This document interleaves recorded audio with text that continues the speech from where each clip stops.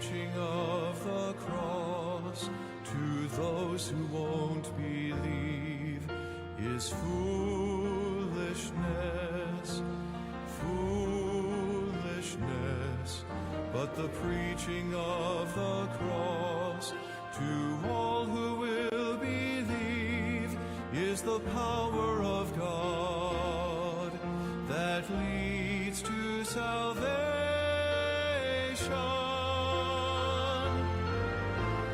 Were it not for the preaching of the cross, my soul would still be lost. Were it not for the blood of Jesus Christ, I'd still be seeking new life. I'd be lost in my sin, still searching for Him. Were it not for the preaching of the cross.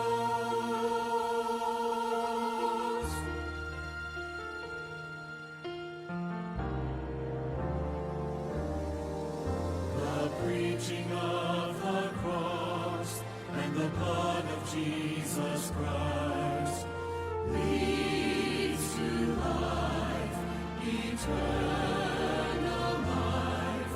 The preaching of the cross is a free gift of God to all who will come and take up salvation.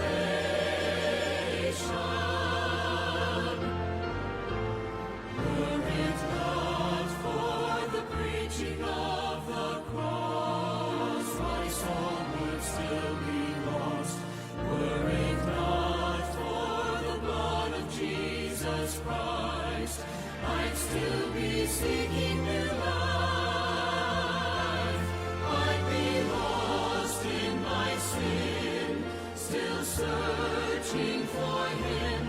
Were it not for the preaching of the cross, how beautiful are the feet of those who bring good news of salvation.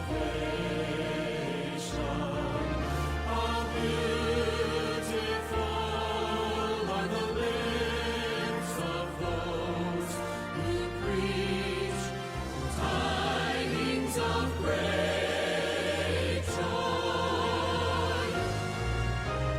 Were it not for the preaching of the cross, my soul would still be lost. Were it not for the blood of Jesus Christ, I'd still be seeking new life. I'd be lost in my sin, still searching for Him. Were it not for the preaching of the cross, were it not for the preaching of the cross, my soul would still be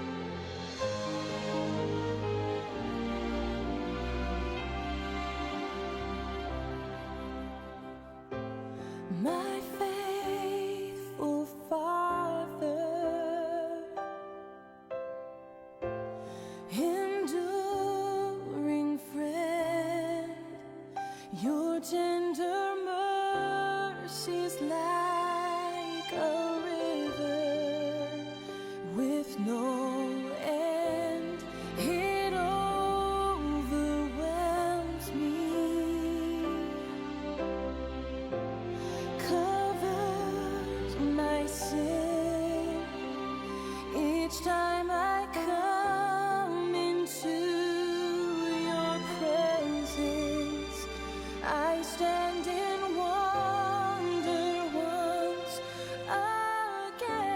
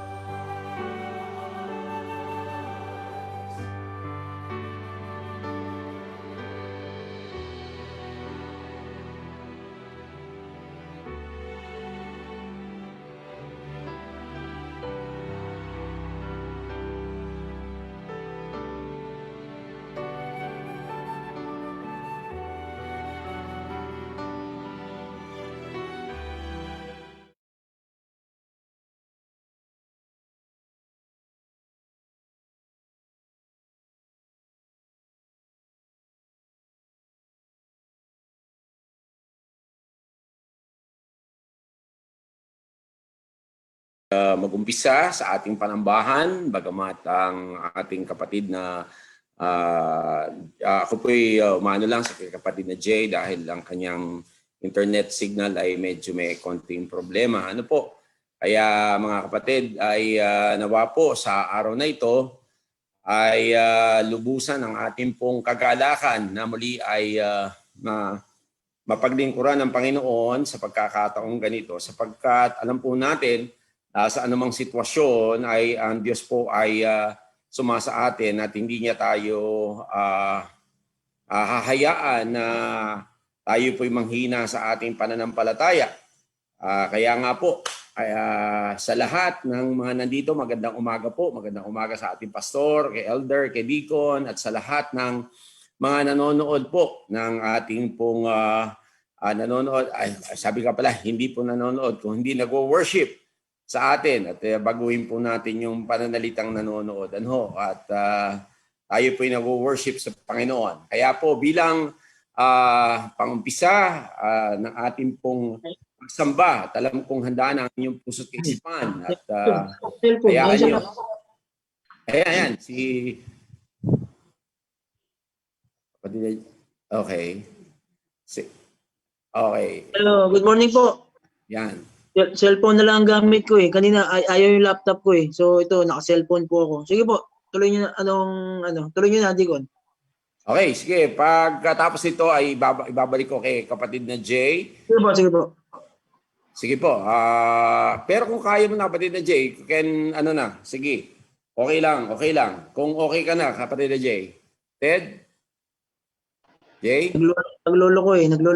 Nagloloko pa. Sige po, ako muna po at hayaan nyo muna na ako po muna ang manguna sa pagkakataong ito. At ulitin ko po, tayo sumasamba at hindi po tayo ay nanonood. Kaya po, pwede ko po bang aniyahan na ang bawat isa po ay tumayo at tayo po ngayon ay magbasa ng kanyang mga salita. Ano po? Pwede ko po bang aniyahan ang bawat isa ay tumayo?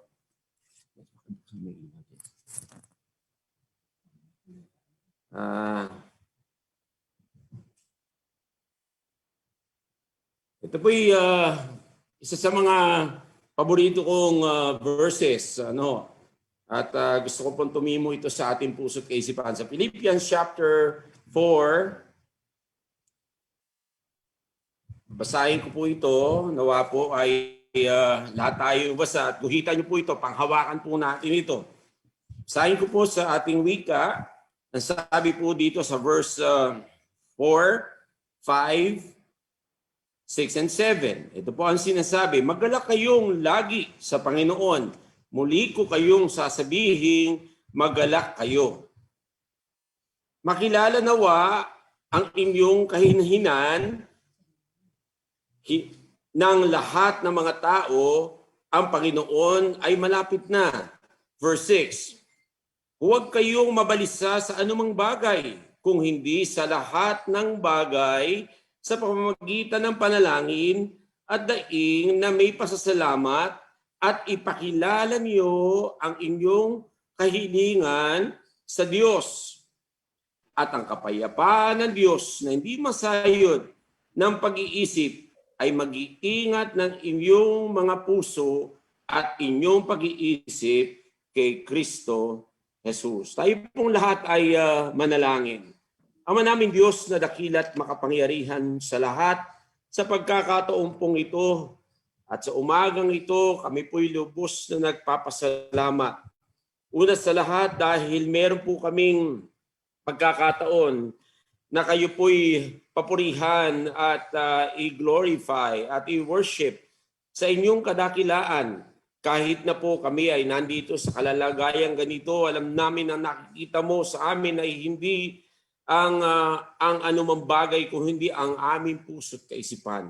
Nawa po ay ang bawat isa ay maituon ang aming puso't kaisipan sa inyo lamang sa pagkakataon ito. Sa tuwi-tuwi na ay maalala namin ang inyong mga salita na sa pagkakataong ito po ang aming pinanghahawakan.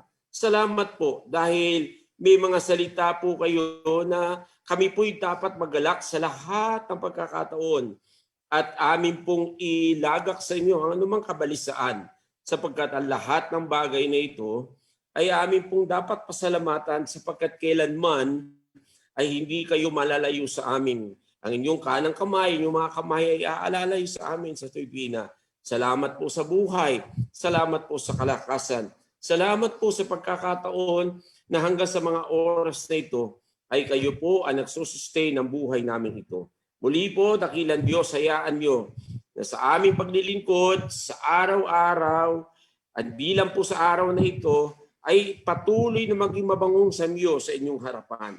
Patnubayan niyo po ang bawat isa, ang magbibigay ng tanging bilang, ang choir, ang special number, ang bawat isa, Panginoon, at lalo-lalo na po ang aming mahal na pastor, siya po magdadala ng inyong banal na salita. Tumimyo po sa aming puso't isipan anumang bagay na gusto niyo pong ipahatid sa amin.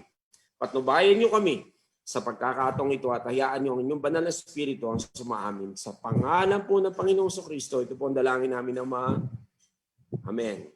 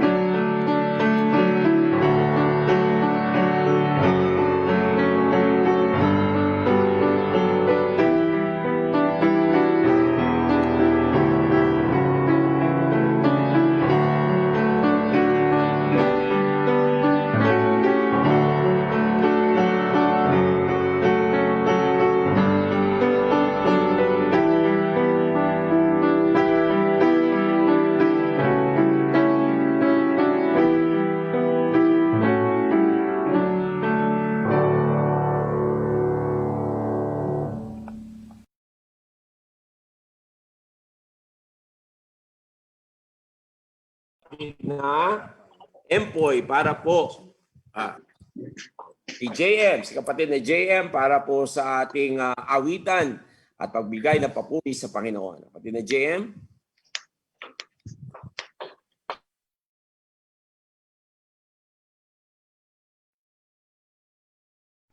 Good morning, MCBC. For our first song, let us sing. No one ever cared for me like Jesus.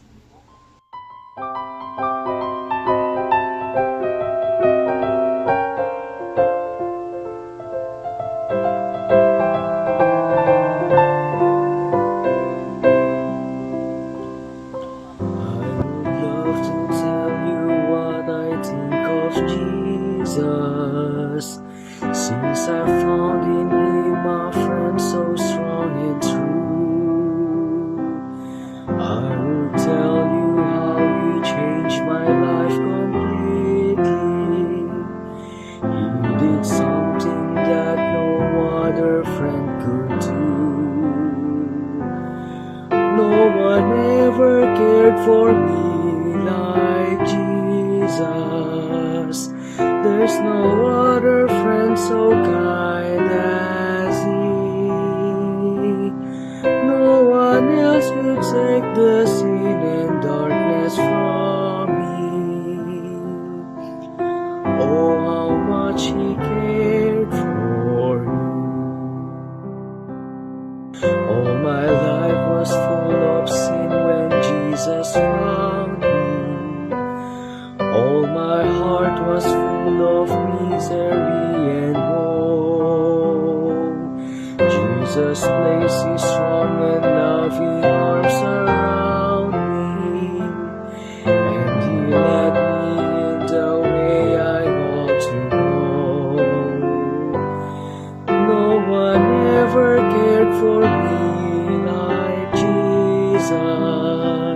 There's no other friend so kind as He. No one else could take the sin and darkness from me. Oh, how much He cared for me.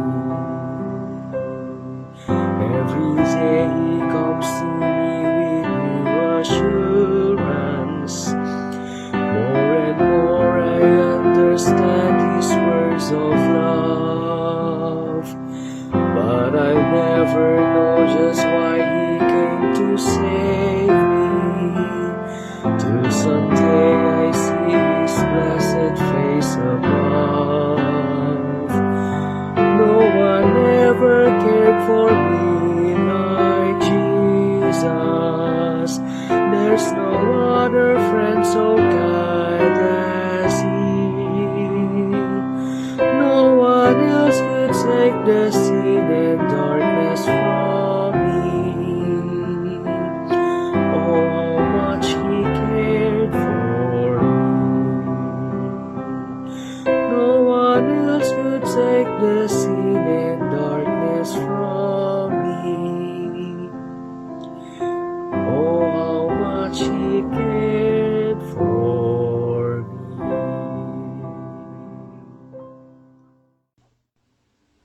For our next song, let us sing Near to the Heart of God.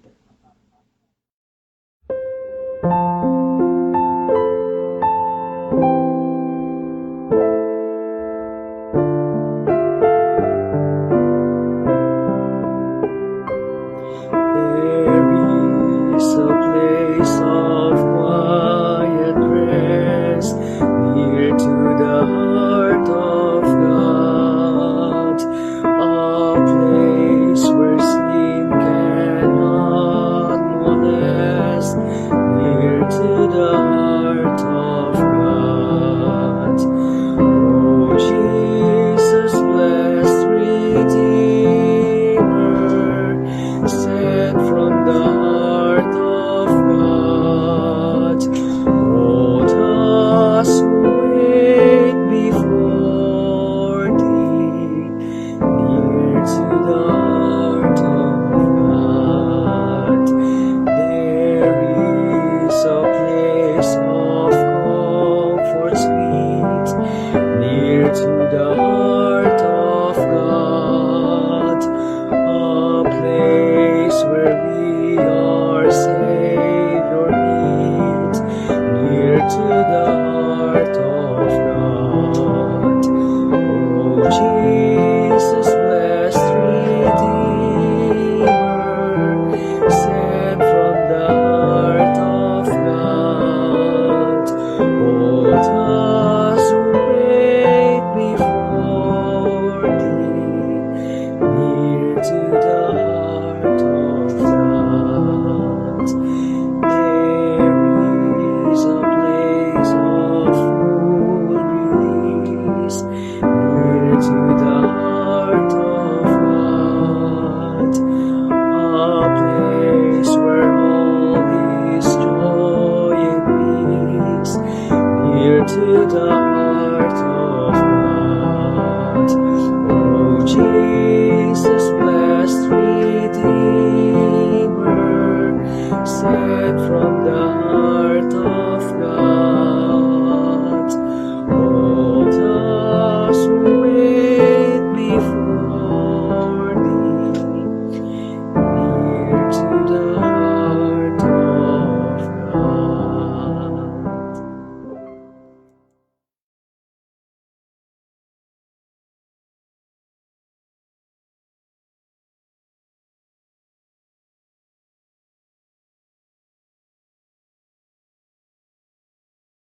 Ating scripture reading, inanya ko po si Brother Luis. Brother Luis.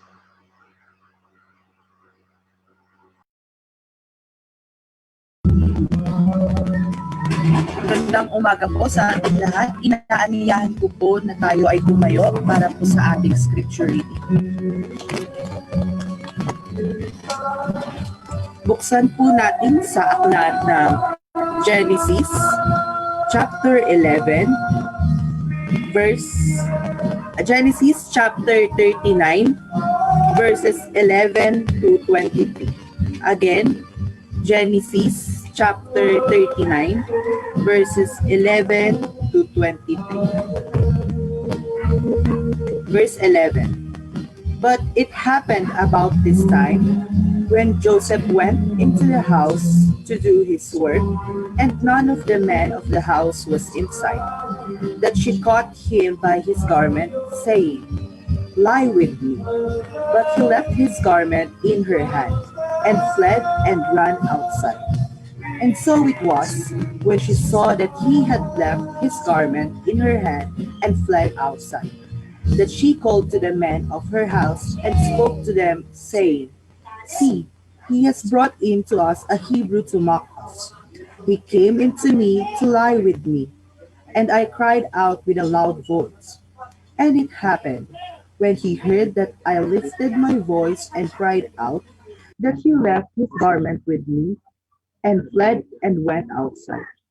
So she kept his garment with her until his master came home. Then she spoke to him with words like this, saying, The Hebrew servant whom you brought to us came in to me to mock me. So it happened, as I lifted my voice and cried out, that he left his garment with me and fled outside. So it was, when his master heard the words which his wife spoke to him, saying, Your servant did to me after this man, that his anger was aroused. Then Joseph's master took him and put him into the prison, a place where the king's prisoners were confined, and he was there in the prison. But the Lord was with Joseph and showed him mercy, and he gave him favor in the sight of the keeper of the prison. And the keeper of the prison committed to Joseph's hand all the prisoners who were in the prison. Whatever they did there, it was his doing. The keeper of the prison did not look into anything that was under Joseph's authority, because the Lord was with him, and whatever he did, the Lord made it prosper. May the good Lord bless us in reading this portion of the scripture. May I call in Elder Wilbar for our pastoral prayer. Tayo manalangin. Aming Panginoon, maraming salamat at muli ay aming mapapag-aralan ang pagpapatuloy ng buhay ni Joseph. Maraming salamat, Panginoon, sa umagang ito na kami ay magkakasama muli upang ikaw ay aming sambahin. At dalangin ko, Panginoon, na ang manahan sa bawat puso na kapatid na kasama namin ngayon, na nanambahan ay ang pusong may kagalakan na ikaw ay sambahin. Ang pusong may kagalakan sapagkat alam ng bawat isa sa amin na walang makakapigil upang kami ay makarating sa iyong sinapupunan. Sa darating na panahon na ikaw ay aming makikita, ikaw ay aming makakapiling, 10 ng mga kapatiran na nasa presensya mo na ngayon. Kaya dalangin ko, Panginoon, na sana ay patuloy kaming manampalataya sa iyo at walang bagay na pipigil upang ikaw ay aming pagsilbihan. Not this COVID, not any calamity, not anything else. Hamong maunawaan ng bawat isa sa amin na suklian namin ang iyong kabutihan sa pamamagitan ng pagsunod sa iyong alituntunin sa amin na ang mga buhay namin ay maging ilaw. Kami ay magamit upang ang gospel ay maikalat. At sa pagpapakalat nito, ang dalangin ko, Panginoon, sana ay maging maliwanag sa bawat kapatiran ang walang hanggang pagmamahal mo at ang buod ng kaligtasan na aming sinasamyo. At dalangin ko rin, Panginoon, sa gitna ng mga pagsubok na dinaranas namin at marami sa amin ay may matitinding pagsubok na pinagdaraanan dahil sa crisis na ito, maaring and as a result of the recent flood that happened that devastated the valley, it's not easy, Lord, to live under this kind of situation. But we know that you are our God who will keep on reminding us that the sorrows that we are going through, this difficult journey in life, will come to pass someday. And what is this brief life in comparison to the timeless, the eternal life that we are enjoying right now and we will be spending with you? Dalangin ko rin, Panginoon, mga kapatiran na may mga pagsubok na ikaw ang magbigay ng mga pusong laging ikaw ang hinaharap sa kalagitnaan ng pagsubok. At ikaw din, Panginoon, ang gumawa ng paraan upang ang mga pagsubok na ito ay ma-overcome. Dalangin ko rin, Panginoon, ang mga leaders ng church na huwag kaming mapapagod, huwag kaming manghihina, because this is an abnormal situation at nilolong namin na kami ay magkasama-sama na sa aming chapel. At there's just that excitement from every heart of the leadership as well as the congregants. Dalangin ko rin, Panginoon, na gamitin mo ang aming preacher ngayong umaga. Gamitin mo upang maibahagi sa amin ang napakagandang part na ito, segment na ito ng buhay ni Joseph at ang pagpapakita ng kanyang pananampalataya sa iyo. At ito ay maging ilaw, maging salamin kung paano kami maninilbihan sa iyo habang kami ay nasa mga trials sa aming buhay.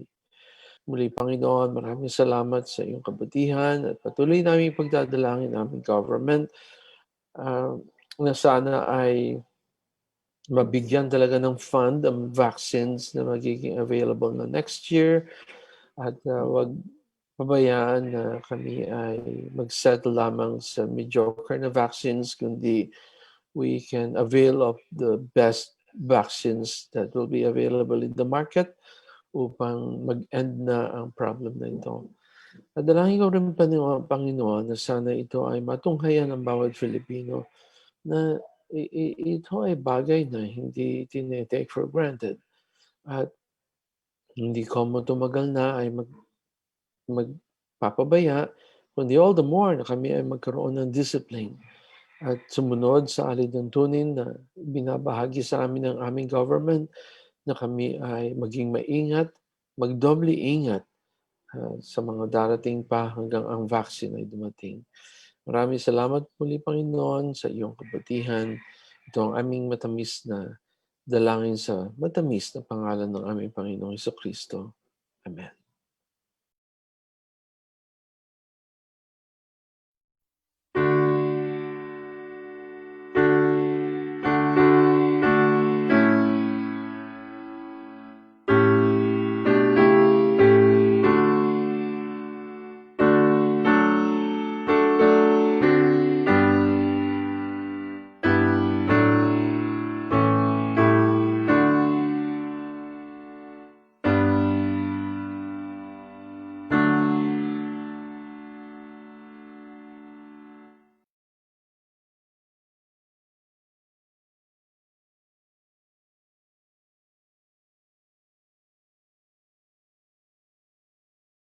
Ating special number, nababango po ang ating MCBC Choral.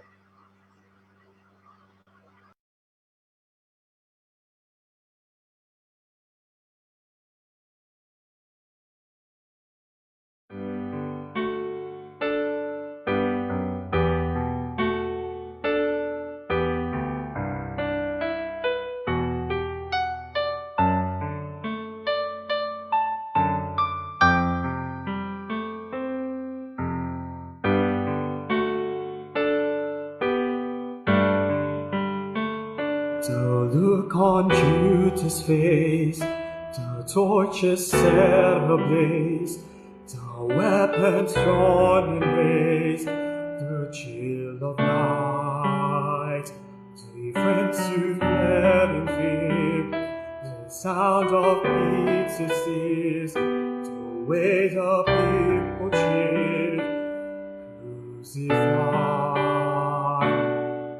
The nightmare coming true before your eyes. What was it that was going through your mind?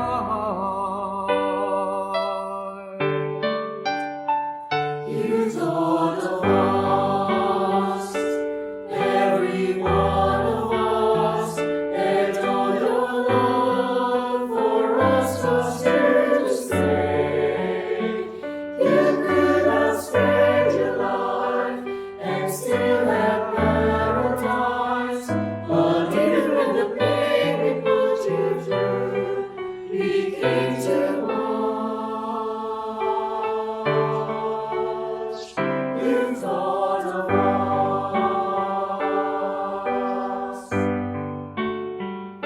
The hands that stripped you bare, the eyes that mocked instead, the laughter everywhere, each stripe they made, the needles running red, the nails that fight for breath, the gaping door of death, the awful taste.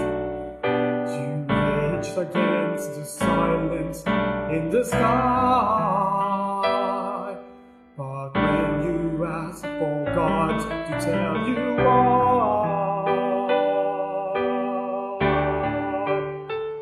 You thought of us, every one of us, and all your love for us was here to stay. You could have spared your life and still have paradise, but even when the pain we put you through, we came to watch. You thought of us,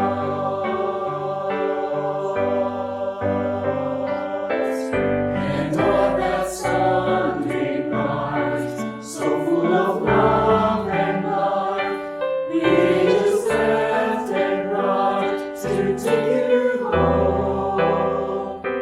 First you had to find someone to share the joy with you, and who on earth should be the first to hear the news?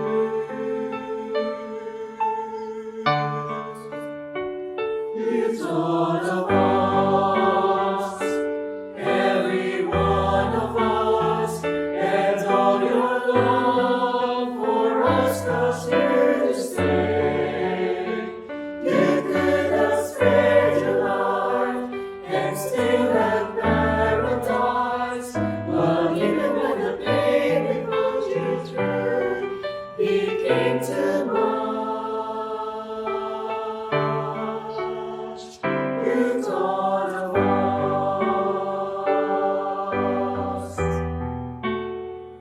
You thought of us.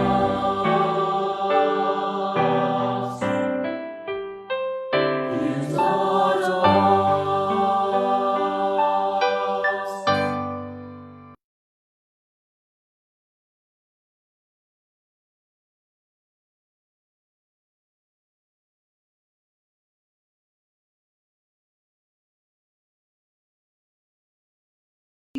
Oral. Umaga po, again, ihanda natin ang ating mga sarili.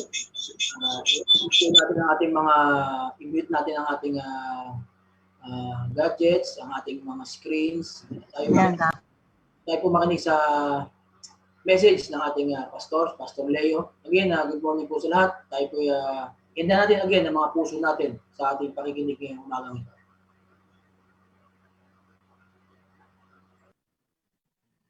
Maraming salamat kapatid na Jay. Magandang umaga po sa bawat isa sa atin. Taus-puso po ang ating pasasalamat sapagkat minsan pa ay ang ministry ng choir ay inihahanda po tayong lahat to listen to the most important portion of our worship, and that is listening and taking heed to the preaching of the Word of God. ako'y nagpapasalamat sapagkat mga kapatid, kung tayo po ay nagbibilang pa at minsan siguro maganda rin na just to have some ideas, tayo po ay nasa 37 linggo nang nagkakaroon po ng ating online service.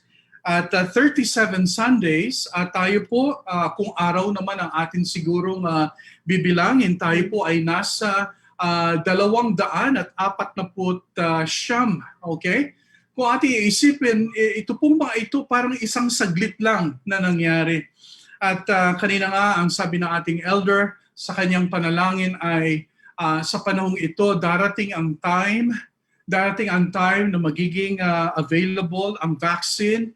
Parang nung last time, tayo ay nangangapapang lahat ang buong mundo. So when we think about these things in the light of our situation, ang ating pong kalalagayan, God is wanting us to, again, look at the life of this man, Joseph. At tingnan po natin ang kanyang buhay na magiging pagpapala po sa atin sa gitna ng ating sitwasyon ngayon. And so ito po ay pinamagatang kong Joseph, the godly life and the godly choice, or the godly life and choice. Kung ating mapapansin, nagbigay po ako ng introduction, and then Deacon Manny talked about the dream, okay? Or pwede po nating sabihin Joseph, the prophetic dreamer, within the context of 37:1-11. At ang Deacon Al ay nagbigay ng hamon as looking at Joseph as the obedient son, Genesis chapter 37:12-36. At ang ating elder last Sunday, he talked about Joseph as the faithful, servant, na kung saan ay nagiging kumbaga wonderful story. At ito po ay nagiging greatest story sapagkat ito ay merong tinatawag na projection in the future sa ating natatanging Panginoon at tagapagligtas. Now this morning, let me talk about again another portion at tuloy-tuloy po ang ating pagsusuri ng tinatawag na text. At sabi nga, napakahaba ng chapters na ginugol dito sa life ni Joseph. At ngayong umaga, gusto ko po mag-focus lamang doon sa 11-23. So Joseph, the godly life and choice. Ibig sabihin ang makadiyos na buhay at ang tinatawag na desisyon o kaya pagpili, mga choices sa buhay. In this time of pandemic, God wants us to have this godly life and this godly choice. Meron po akong 5 maikling puntos. Number 1, narito po ang tinatawag na setup. The first thing is the setup, or itong tinatawag na ang plano. Okay? Or meron pong plano na lingid sa kaalaman ni Joseph, okay, nung siya po ay nakarating doon sa tahanan. If you look at verses 11-12 and just follow me with your eyes and looking at your Bibles, ang sabi po ng verse 11, but one day. Now, ito pong salitang itong but one day ay masasabi po natin na si Joseph sa kanyang everyday routines, sa kanyang pang-araw-araw na schedule, sa loob ng tinatawag na tahanan ni Potiphar, ay makita natin but one day. So in other words, ayon doon sa normal at ayon doon po sa tinatawag na regular activities po ni Joseph in the course of his normal work routine, okay, ay dumating po itong tinatawag na setup. Okay, bakit ko sinabing setup? Sapagkat napakaliwanag po sa ating text. Okay, tingnan niyo po, when none of the men of the house was there in the house, nung wala pong tao.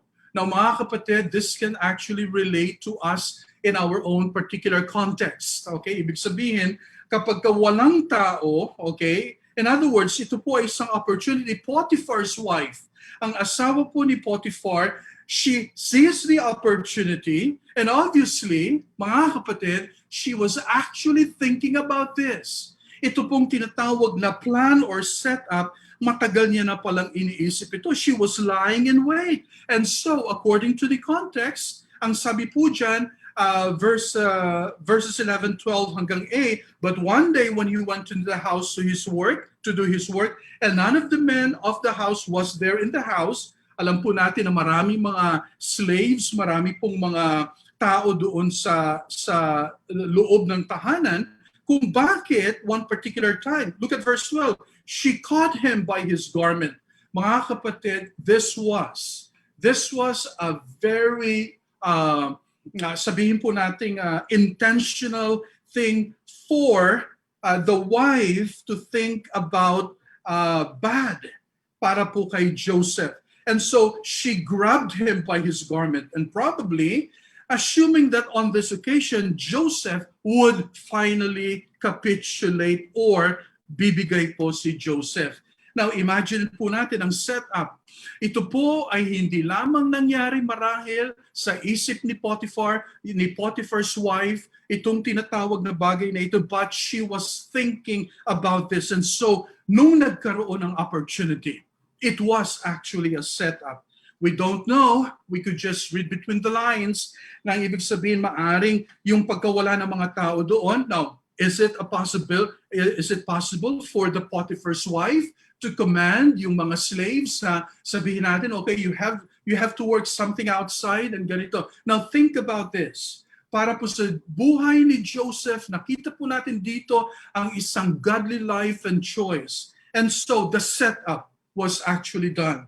Now, verse 12b, makikita po natin, second point, ay ang tinatawag na response, okay? Or ang tugon. Ang sabi po dyan sa text, look at the last portion of verse 12. But he left his garment in her hand and fled and got out of the house. And so he left, okay, his garment, and then he fled and then got out of the house. Ano pong ibig sabihin itong mga bagay na ito?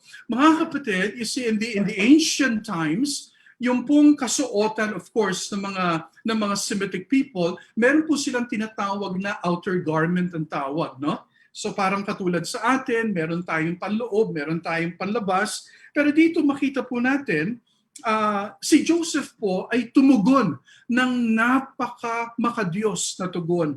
Ang sabi po dyan, being entangled by the garment in some way, okay, and unable to lose himself.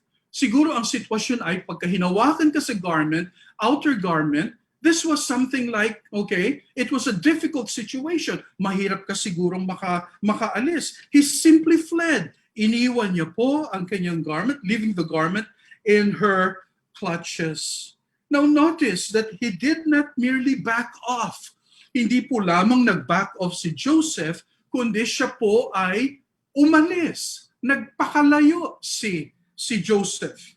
He exited the house. Siya po ay gumawa ng exit, okay, as quickly as he could. Now this would be a good point to highlight a couple of biblical principles that are guarding Joseph's life, okay, and which should guide every one of us, okay? Kung ating mapapansin, meron pong prinsipyo pala kapag dumarating ang tukso. Now, alam nyo, sa ating Sunday school, hindi ho imposible na ma-discuss ang tinatawag na temptation.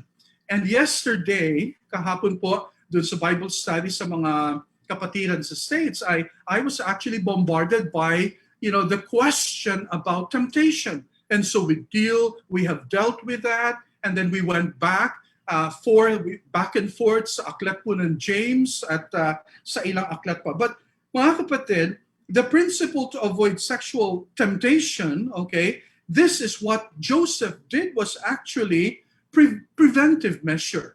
Now, sabi nga natin na may kasabihan, an ounce of cure is better than a pound. An ounce of prevention is better than a pound of cure. In other words, mas maigi, okay, mas mainam na tayo po ay mag-prevent kaysa sa tinatawag na i-cure mo na nagkasugat na. It is better to prevent. So ang sabi po dyan, siya po ay umalis, okay? Stay away. Okay? Yan po, makita po natin sa life ni Joseph. Stay away from those things and those people, mga kapatid, mga bagay at mga tao. Mga kapatid, ginagamit po ng kalaban ang maraming mga bagay at ganun din po ang mga kapwa-tao, minsan believers and unbelievers. But Joseph, okay, he went away. So stay away. Na kung saan doon sa mga bagay that would put us in a compromising position. Alam niyo po sa aklat ng Proverbs ay napakaganda. Now, hear me please right now. Ito po ang sinasabi ng Proverbs 6. Okay, look at verse 23. For the commandment is a lamp and the teaching and the teaching is light, and the reproofs of discipline are the way of life. Verse 24, to preserve you from the evil woman, from the smooth tongue of the adulteress, do not desire her beauty in your heart, and do not let her capture you with her eyelashes. For the price of a prostitute is only a loaf of bread, but a married woman hunts down a precious life. 27, can a man carry fire next to his chest and his clothes not be burned? 28, or can one walk on hot coals and his feet not be scorched? Verse 29, so is he who goes in to his neighbor's wife, none who touches her will go unpunished. Mga kapatid, from Solomon, maari po siguro in the ancient times, alam po naman natin no, na kapag nariyan ang temptation, gumagamit minsan ng tinatawag na fame, nariyan ang tinatawag na riches and wealth, at nariyan ang tinatawag na power, and then nariyan din po ang tinatawag na, lasting a woman. So we have seen Joseph following this principle all along. He had tried to avoid, talagang iniwasan niya si Potiphar, Mrs. Potiphar, as far as he could do. Mga kapatid, ito po ang situation. The second principle under this, ito pong pangalawang point natin na yung kanyang response ay, ito po ay countermeasure. Whenever we are caught off guard, alam niyo minsan yung mga bitag, yung mga tinatawag na bait, yung mga patibong, okay? Yung patibong ng kalaban, of course, sometimes we are caught unaware or off guard. Hindi ba? Minsan po tayo ay bigla na lamang tayong nagulat, no? Mga kapatid, dumarating po ang temptations unexpectedly. Or sometimes, because God has given us a regenerate heart already, nakikita po natin kung paano po dumarating ang mga bagay nito, and sometimes we try to toy around. We try to play around. So yan po ay delikado. Naalala ko si Martin Luther, one of the questions that he thought, what makes a Christian? Answer. Okay, temptation, meditation, prayer, they make a believer a Christian. So part po doon ay ang tinatawag na temptation. Mga minamahal sa umagang ito, in this time of pandemic, we are to have this kind of life, a godly life, and a godly choice. At yan po ay makita po natin sa life ni Joseph. And so Joseph actually, he flee from it immediately. Ang sabi po ni Paul, okay, in the New Testament, flee from sexual immorality. Every other sin a person commits is outside the body, but the sexually immoral person sins against his own body. Ang sabi po dyan, 1 Timothy chapter 2, verse 22. So flee youthful passions and pursue righteousness, faith, love, peace, along with those who call on the Lord from a pure heart. Mga kapatid, for Paul, we need to distance ourselves from all these immoral things, or to remove ourselves from the temptation if it is possible for you to do so. Run. Mga kapatid, kapag nariyan ang tinatawag na bitag at alam po natin, we need to run. No, naalala ko minsan ang paboritong joke ng maraming mga tao, yung awit na tukso, layuan mo ako. No, tukso, layuan mo ako, pero ang nangyari ay tukso, layuan mo ako, pero palapit ka.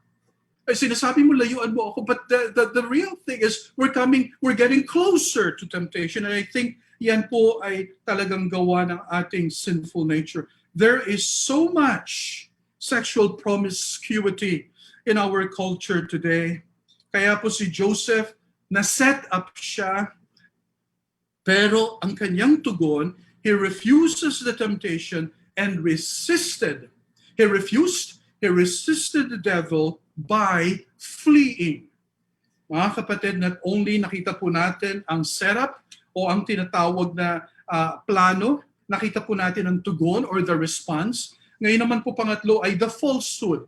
Tingnan niyo po, this was really a kind of evil coming from Potiphar's wife upang pong ibato sa isang anak ng Diyos na alam po natin na godly at meron pong tinatawag na commitment or conviction. Look at then the falsehood. Look at the Bible. Look at the text. Verses 13 to 18. Kaya alam nyo, ang desire ko actually, looking at the life of Joseph from the portions that we are running through, okay, every Sunday, at makita po natin ang napakayaman ng mga practical at again, within the text, textually, exegetically, nariyan po mismo sa ating text. Tingnan niyo po, sukdulan ang kasinungalingan. Sukdulan ang kasinungalingan. Tingnan niyo po, verses 13 to 15. And as soon as she saw that he had left his garment in her hand and had fled out of the house, she, the wife, Potiphar's wife, she called to the men of her household and said to them, See, he has brought among us a Hebrew to laugh at us. He came in to me to lie with me, and I cried out with a loud voice. And as soon as he heard that I lifted up my voice, nung ako ay sumiga, kasinungalingan ito. Now, siguro kung ikay naroon, ano ang sasabihin mo kay Mrs. Potiphar? Siguro lahat ay sabihin, sinungaling ka. Sinungaling ka. Matagal mo na palang pinag-iisipan ng mga bagay na ito. Hindi. Ikaw mismo ang humabol kay Jose. Hinina mo ang kanyang damit upang si Jose ay hindi makapalag at hindi makaalis. And as soon as he heard that I lifted up my voice and cried out, he left his garment. Etong nangyari. Tingnan nyo, narito sa akin ang kanyang garment, okay? At talagang ito ay katibayan. Mga minamahal, ito po ay sukdulang kasinungalingan. Tingnan nyo po ang buhay, ang puso ng isang tao na kung saan nababalot sa kasalanan, walang pagkilala sa Diyos. Minsan po sila ay nagiging kasangkapan upang ang mga believers po ay maligaw ng landas. Why? Because of their bad heart. Ginagamit po minsan sila ng kalaban upang sila po ay maging instrumento na ang kanilang mga buhay ay talagang magdadala ng kapahamakan doon sa mga taong ma-influensyahan nila. Tingnan niyo po, if you follow closely, itong si Mrs. Potiphar, di ba? Ang blame, okay, ay kanyang itinapon sa kanyang husband. Tingnan niyo po, no? Ang sabi niya, kasi ganito ang sitwasyon, okay? Talagang responsable si Jose. Ikaw ba naman, okay? Tingnan niyo po, no? Itinatapon, blame shifting. Kanya pong itinatapon ng blame sa kanyang husband, okay? Kasi, sunod-sunod na yan. Yung atensyon ng mga tao at sa kanyang asawa, kasi si Jose, hindi natin kalahi. Ang sabi ng text siya, kasi ay isang Hebrew. Mabigat po ito. No? Talagang si Potiphar po ay talagang kanyang generalize ang lahat. Kasi siya ay foreign, ang kanyang origin ay foreign, at talagang siya ay Hebrew, at talaga namang siya ay hindi po gagawa ng matino. Now, think about it. Minsan po, ang atake ng kalaban sa atin ay talagang dudurugin tayo hanggang sa tayo po ay manglumo at manghina. Now, here we find that Mrs. Potiphar implied that the wicked actions of Joseph were not only against her. Yan, makita po natin yan kasi yung plural na us, okay? So if you look at then your text, ang sabi dyan, and said to them, see, he has brought among us. So hindi lamang ang kaisipan ay, naku, hindi talaga gagawa ng mabuti yan. Sa ating lahat, us. So in other words, hindi ba't napaka-attractive na kasinungalingan na para kay Mrs. Potiphar, nandamay pa siya? Hindi gagawa ng mabuti yan. Sa akin nga Sa ating lahat, ganun din. Mga minamahal, this is a very dangerous. She was a clever woman. Okay? She takes immediate action and presents her case in a powerful way. okay, she would quickly win their sympathy because they would be in contempt of a foreigner who was actually making fun of them. Eh lalo na sa kontekstong yun, di ba? Uso noon ang tinatawag na lahi namin, lahi ninyo. And we know how the Jewish people, okay, was marginalized, as a people of God down through the ages. Kaya po, the anti-Semitism, okay, becomes very familiar. Why? Because siguro po sa iba, hindi nila alam kung bakit meron silang hatred na gano'n na lamang, no? Hindi po natin sinasabi ang lahat ng mga Jewish people ay matitino.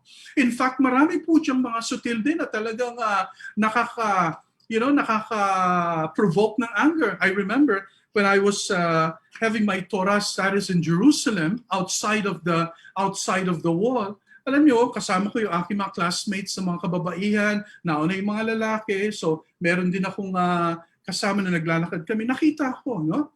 May mga Hudyo na meron silang binababang mga simento, kung bakit na tumaan kami, talagang ipinagpag nila ang kanilang mga basahan at sako. So kitang-kita ko na yung alikabok ay talagang halos masagap namin. Alam nyo, lumingon ako at ako'y umiling at sinabi ko sa isip ko, hindi tama yun, bad.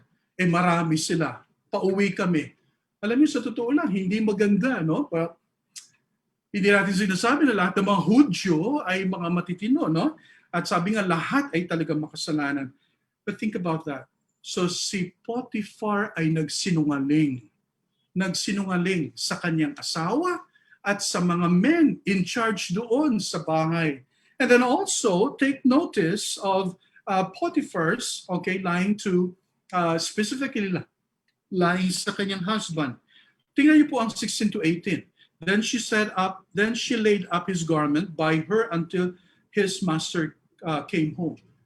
Alam niyo, nasa tabi lang ni Jose ang garment ni, nasa tabi lang ni Mrs. Potiphar yung garment, okay, na iniwan ni Jose, okay, nung dumating ang kanyang husband. 17. And she told him the same story. Okay? Alam niyo mga kapatid, kung ikaw ay nalugbok na sa isang kasinungalingan na talagang yun ang isip mo, hindi mo pakakawalan yung kasinungalingan na yan sa buhay. Just imagine this is how Mrs. Potiphar argued with her husband, the Hebrew servant, ang sabi niya, whom you have brought among us, came into me to laugh at me, but as soon as I lifted up my voice and cried, he left his garment beside me and fled out of the house. In this case, she really strives, Mrs. Potiphar, to strike a note against her husband's poor judgment for inviting such a man to be among the members of the household. He was a Hebrew. Mga kapatid, ang isang taong anak ng Diyos, ang isang mananampalataya, kapag yan po ay pinag-initan ng kasamaan, lahat po ng tinatawag na possible na accusations ay gagawin upang yang taong yan ay talagang malugmok. Mga kapatid, this is incredibly, okay, talagang incredible story for Mrs. Potiphar, okay, to discuss with her husband. Lalo na, wala akong sinabi agad yung husband. Narinig niya lamang sinabi ng kanyang wife at narinig niya lamang ang ganitong mga banat, naggalit siya agad. So hindi po siya masyadong nagbigay ng comments. But then, the fourth point na nais ko pong ihatid, ang tinatawag na kabayaran. Tingnan niyo po.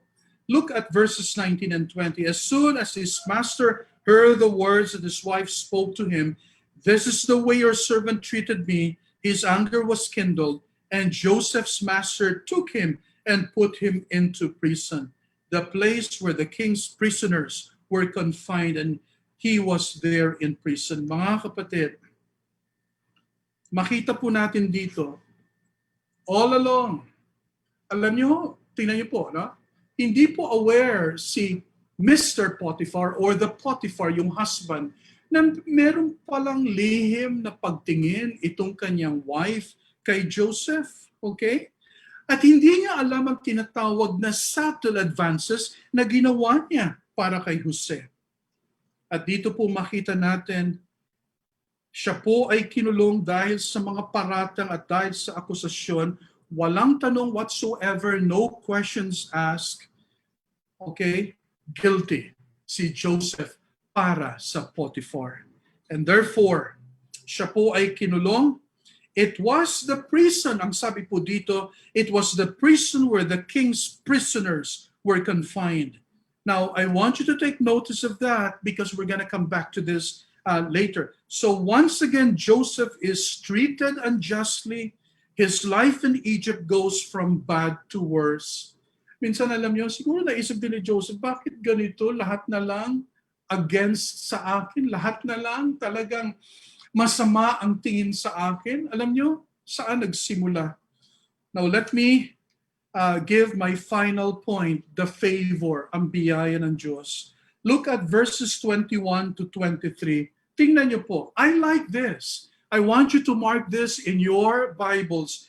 But the Lord was with Joseph and showed him steadfast love. I like it. That is the Hebrew word chesed. Ang ibig sabihin ng chesed ay steadfast love, unfailing love, love in the midst of uncertainties, in the midst of accusations para kay Joseph. Gave him favor in the sight of the keeper of the prison. God was actually working behind the scene. Gumagawa siya sa buhay ng keeper ng prison. Okay, kinulong siya. Gumagawa ang Panginoon, okay, kay Potiphar. Gumagawa ang Panginoon sa mga tao nung siya'y kinulong. Ang sabi ng verse 22, and the keeper of the prison put Joseph. Now take note. Well, I would say maaring medyo tumagal na rin ang panahon ang siya ay nakulong. Hindi naman agad-agad nung kinulong ay bibigyan ng keeper of the prison ng responsibility. Mga kapatid, the very answer was, but the Lord was with Joseph. Mga kapatid, ito po ang dahilan kung bakit ang keeper of the prison ay nagtiwala. Alam niya ang lahat ng akusasyon. Alam niya ang mabigat na paratang kay Jose. Pero alam niyo, habang tinitingnan niya at habang minamasdan niya ang buhay ni Jose sa loob ng kulungan, teka, parang hindi naman ito. Hindi naman totoo ang aking mga narinig. Later on, ibinigay kay Jose ng keeper of the prison ang responsibility. Whatever was done there, he was the one who did it. In other words, anuman ang nangyari doon sa loob, binigyan ng responsibilidad si Jose. Verse 23, the keeper of the prison paid no attention to anything that was in Joseph's charge. Alam niyo, sa totoo lang, medyo iba ho ang ginawa ng keeper of the prison. Hindi niya naman ho binaliwala, kundi nakikita niya, the back of his mind, teka, hindi totoo ang parada. Hindi, iba talaga si Jose, iba talaga si Joseph. So nakita niyang ebidensya bago siya nag-conclude na hindi totoo. So binaliwala niya, ibig sabihin, hindi niya tinutukan ng pansin sa isang banda because the Lord was with him and whatever he did, the Lord made it succeed. From a human perspective, we find that Joseph has been thoroughly disregarded as a human being. Mga kapatid, he was treated just one of the slaves. As a slave, he has no legal rights whatsoever, and he is at the mercy of the authorities over him. At this point, si Joseph po, no? He is about as low as a human being without any hope. Every day, nung nandun siya sa kulungan, every day, it was like everyday living, hoping against hope. And at the end of the day, iniisip niya kung sa darating na bukas ay meron pa siyang buhay. Mga kapatid, bakit po si Joseph ay nagkaroon ng sustenance inside the prison house? It is because the prison was not actually the last word. Ang sabi po ng text, the Lord was with Joseph. Now let me ask you this question and let me give you the answer. Ano pong ibig sabihin pagka sinabing, what does it mean to have the Lord? The Lord was with him, Joseph. Beloved in the Lord, MCBC, and to all our worshipers out there, napaka-importante po nito. Ang ibig sabihin, okay, the Lord was with Joseph. It means to have the Lord as your sovereign Lord.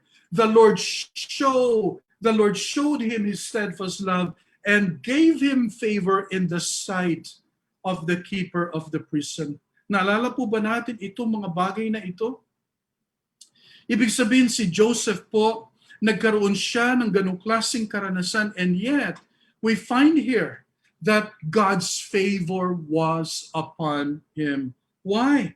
Because ang buhay niya ay merong godly character.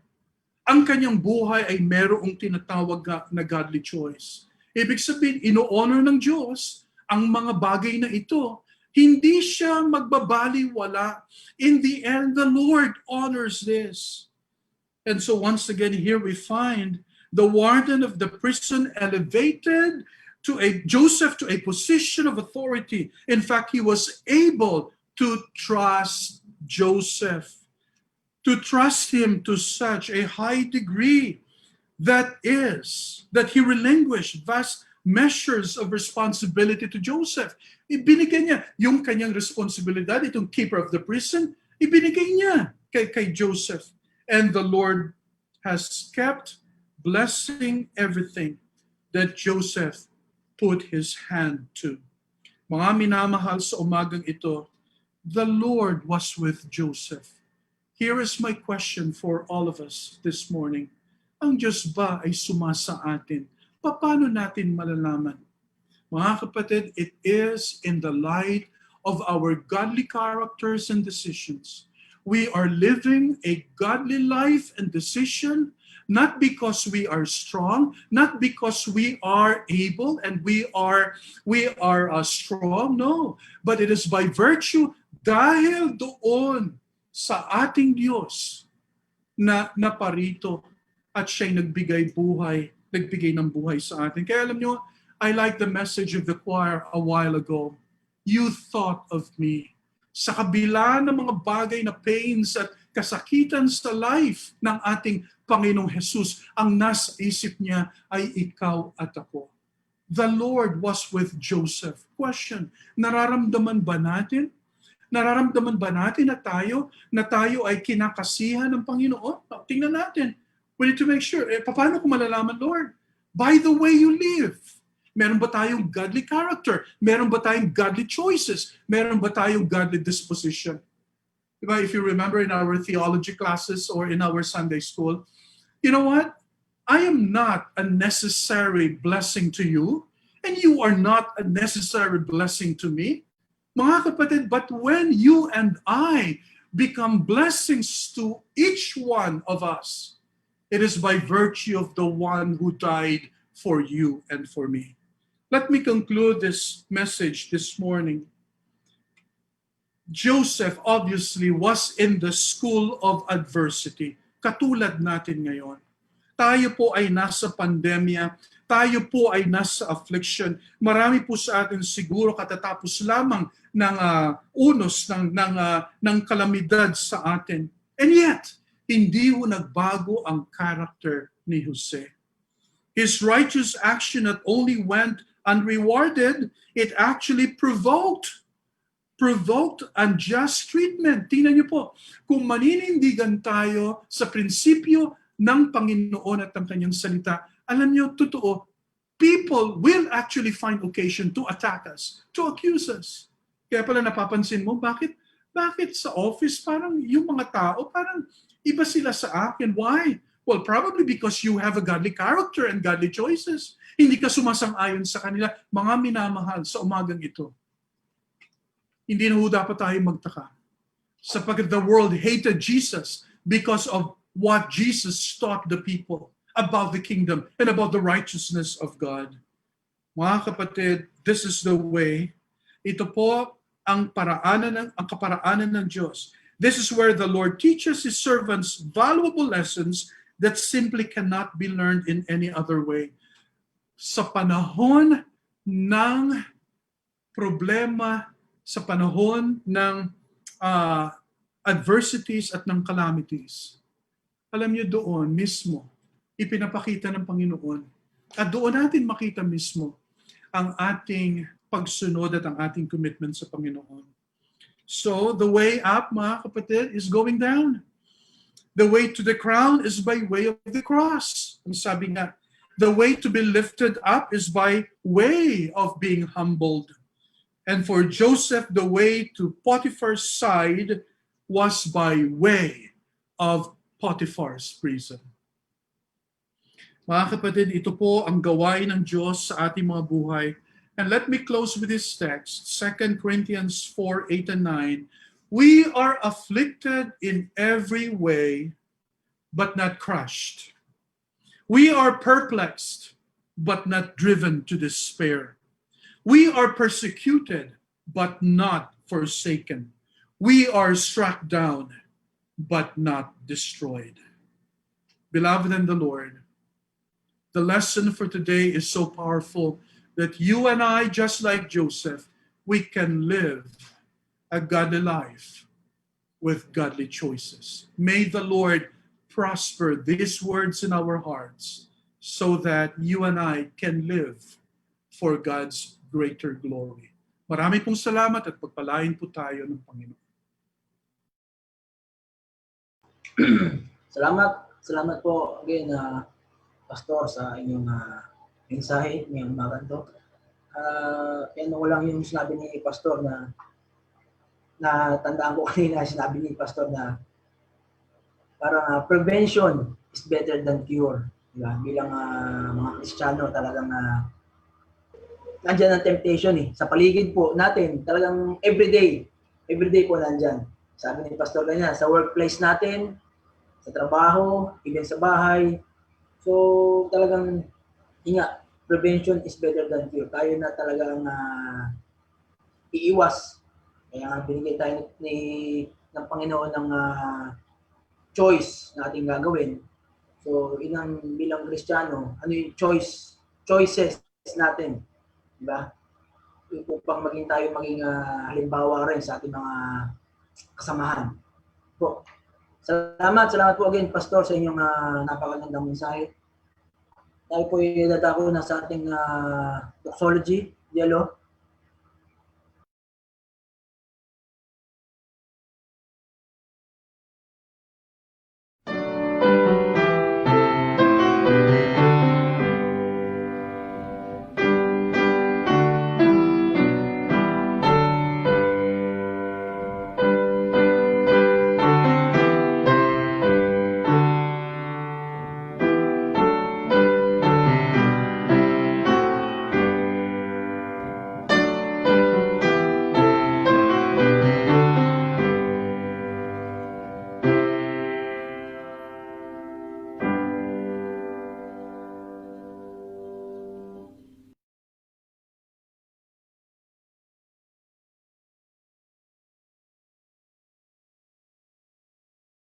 Magang ito, Panginoon, salamat po sa aming mensahe narinig, Lord God.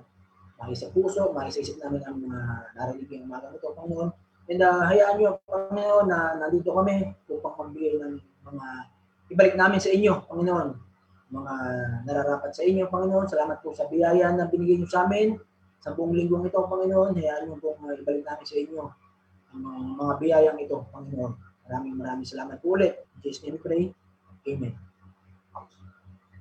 Again, sa mga bibigay po para sa ating church, pwede niyo na po kontakin si Sister Betty and si Sister Emmy sa mga donations po, sa mga offerings po. Share ko lang po, no, dapat kasi ako mag-opening, no. Share ko lang yung hinanda ko ring Bible verse. Isingit ko lang po sa Matthew 11, 28 to 29. Come to me, all you who are weary and burdened, and I will give you rest. 29. Take my yoke upon you and learn from me, for I am rest for your souls. 30. For my yoke is easy and my burden is light. Yun, gusto ko lang po i-share yun kasi hinanda ko para kanina dapat yun. Again, salamat po. Natawagan ko po si Deacon Al para sa ating tayo po lahat ay tumayo para sa ating closing prayer. Deacon Al.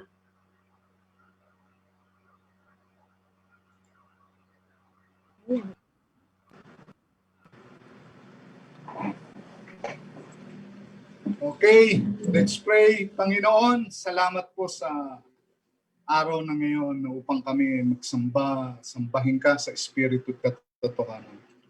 Salamat po sa napakinggan namin mensahe sa buhay ni Joseph. Tunay nga, Panginoon, punong-puno ng aralin at katuruan ng buhay ni Joseph. Katulad din po namin na dapat makita namin ang aming sarili sa mga pinagdadaanan ni Joseph. Tulad din po ng aming narinig. Tunay nga na ang Diyos ay nasa amin din kung kami ay naaayon sa kanyang buhay. Kung kami ay tunay na pinamumuhay namin ang kanyang salita. Kaya nga, Panginoon, patuloy niyo po kaming gabayan, patuloy niyo po kaming subaybayan, patuloy niyo po kaming turuan, patuloy niyo po kaming makitaan ng buhay na naayon sa inyong kalooban. At ganun din, Panginoon, patuloy po kaming matutunan namin ang mga narinig namin bawat linggo-linggo sa aming prayer meeting, sa mga meditation, sa aming Sunday school. Lahat ito ay nagbibigay katuruan sa amin kung paano mamuhay ng tama, ng ayos, at lalong-lalo na ng naayon sa inyong kalooban. Muli, maraming salamat po sa umagang ito. Salamat po. Ito po ang aming dalangin at samo sa pangalan ni Jesus. Amen.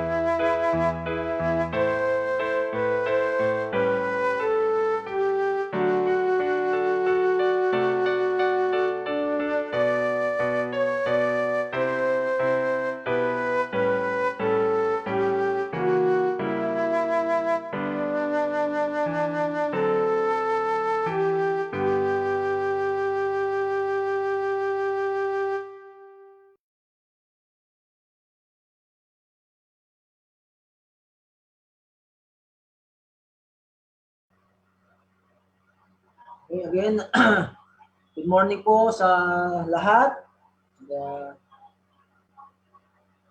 Salamat po sa ating mga bisita, mga nandito ngayong umagang ito. Hopefully next week ay makasama ulit namin kayo sa ating Sunday online Zoom service. Salamat po sa MCBC members, sa mga bisita again. Maraming salamat. God bless po sa ating lahat. Bigay ko na po kay Pastor. Pastor, any announcements po, Pastor?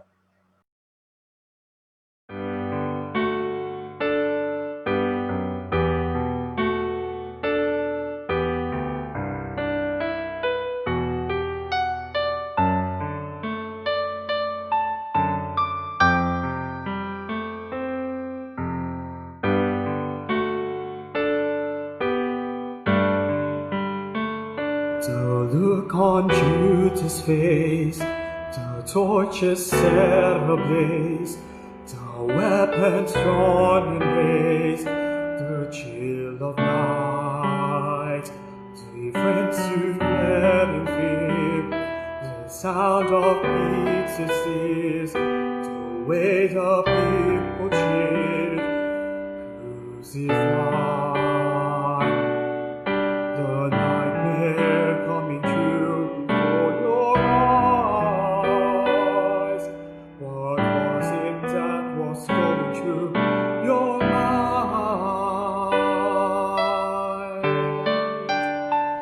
You thought of us, every one of us, and all your love for us was here to stay.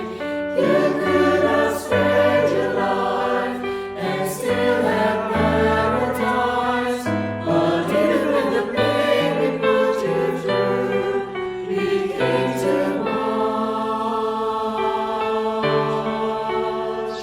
You thought of us.